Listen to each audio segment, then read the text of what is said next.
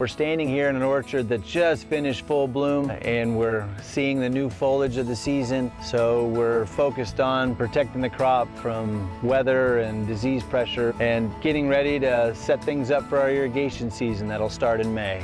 A normal bloom for us in the pears is about April 9th. This year we're in full bloom almost the 21st, so the season is starting late. Peaches bloom in late March, and again this year being late, we were at full bloom towards the beginning of April. Along with all the other activities we have in April, we also invite our local beekeepers to bring hives and set them out in preparation for pollination.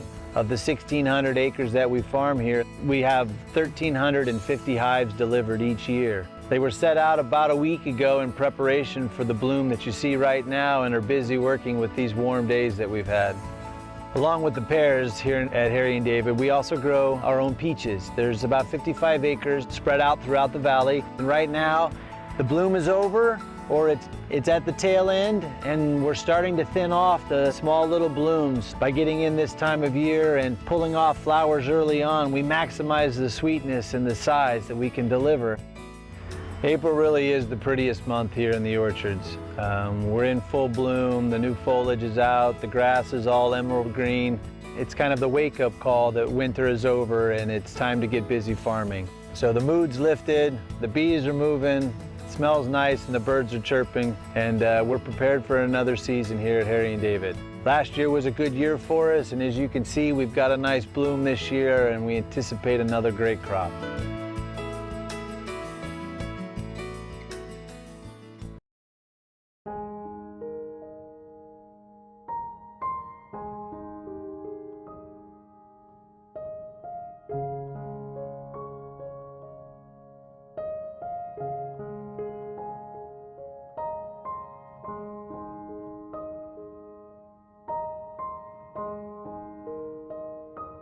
I grew up in southern Oregon in the Rogue Valley, right next to all these Harry and David orchards.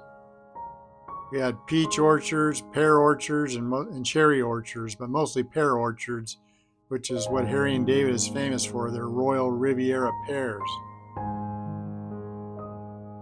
I do remember as a kid going to U-Pick cherry orchards and picking cherries, big huge Bing cherries, for 10 cents a pound. We'd also get a lot of peaches too that my stepmom would make all kinds of jams and jellies with. And all around us were acres and acres of these orchards. However, 20, 30 years later, when I went back, all the orchards had been replaced with subdivisions. And one huge orchard, in fact, right down the street from where I grew up, there's now a huge high school there. It's kind of a shame to see all these orchards disappear.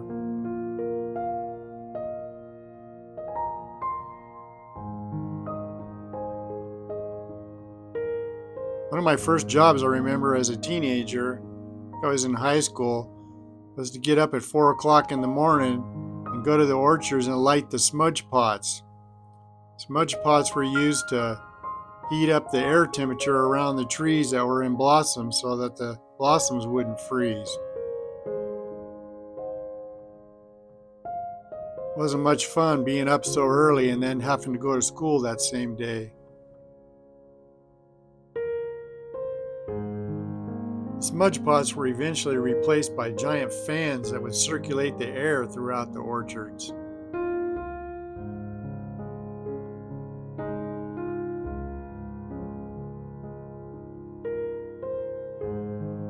So orchards have kind of a fond memory in my childhood.